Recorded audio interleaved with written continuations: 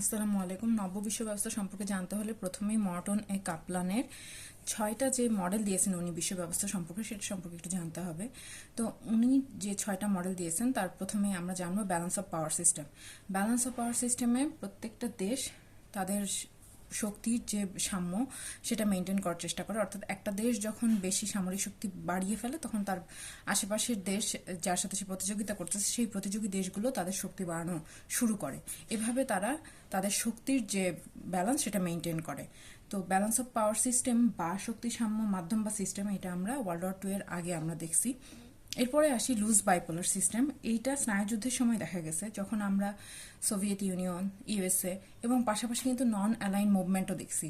অর্থাৎ যারা ইউএসএ এর সাথেও যাচ্ছে না এবং সোভিয়েত ইউনিয়নের সাথেও যাচ্ছে না। তো এটাকে আমরা লুজ বাইপোলার সিস্টেম বা শিথিল দ্বিমেরু মাধ্যমও বলতে পারি। এরপর পরেরটা হচ্ছে টাইট বাইপোলার সিস্টেম বা রিজিড বাইপোলার সিস্টেম, যেখানে আমরা সুদৃঢ় দ্বিমেরু মাধ্যম বলতেছি। আমরা এখানে আমরা দেখছি যে সোভিয়েত ইউনিয়ন এবং ইউএসএ দুজন দুজনের সাথে এতটাই প্রতিযোগিতা শুরু করে, যখন ইউএসএ ন্যাটো তৈরি করে তখন কিন্তু সোভিয়েত ইউনিয়ন তৈরি করে হচ্ছে ওয়ারশো প্যাক্ট। অর্থাৎ এটা হচ্ছে টাইট বাইপোলার সিস্টেম। এরপরটা হচ্ছে ইউনিভার্সাল অ্যাক্টর সিস্টেম। এখানে সার্বজনীন আন্তর্জাতিক মাধ্যম থাকবে একটা, যেমন হচ্ছে ইউনাইটেড নেশনস বা জাতিসংঘ প্রত্যেকটা দেশকে কন্ট্রোল করবে। অর্থাৎ সেই হবে মেইন পাওয়ারফুল সিস্টেম একটা। এরপরেরটা হচ্ছে হায়ারার্কিক্যাল ইন্টারন্যাশনাল সিস্টেম। এখানে আমরা দেখব যে একটা দেশ প্রত্যেককে কন্ট্রোল করতেছে এবং প্রত্যেকটা দেশ কিন্তু তার নিজের ইচ্ছাই তার কন্ট্রোলে থাকতেছে।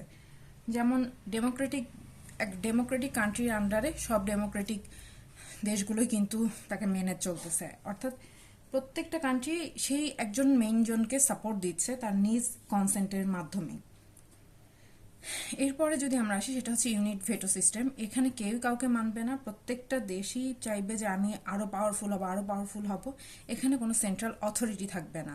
অর্থাৎ এখানে অ্যাবসেন্স অফ সেন্ট্রাল অথরিটি থাকবে। এবং আমরা এই উদাহরণটা হিসেবে দিতে পারি যে প্রত্যেকটা দেশ এখন আমরা দেখি যে নিউক্লিয়ার উইপন তৈরি করার চেষ্টা করতেছে বলতে তা বাড়াচ্ছে আর কি। যেমন উত্তর কোরিয়া, ইরান, তারপরে রাশিয়া, আমেরিকা, পাকিস্তান, ভারত, এরা কিন্তু সবাই নিউক্লিয়ার উইপন বাড়াচ্ছে এবং তারা সবাই কিন্তু পাওয়ারফুল হওয়ার চেষ্টা করতেছে।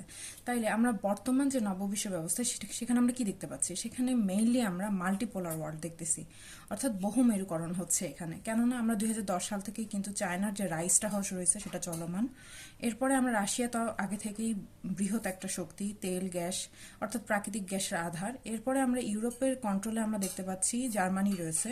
এছাড়া বিভিন্ন ধরনের ইনস্টিটিউশন তৈরি হচ্ছে, যেমন ব্রিক্স, G7, যারা বিভিন্নভাবে ওয়ার্ল্ডটাকে কন্ট্রোল করার চেষ্টা করতেছে। অর্থাৎ এখন আমরা যেটা দেখতে পাচ্ছি নববিশ্ব ব্যবস্থায় সেটা হচ্ছে মাল্টিপোলার ওয়ার্ল্ড।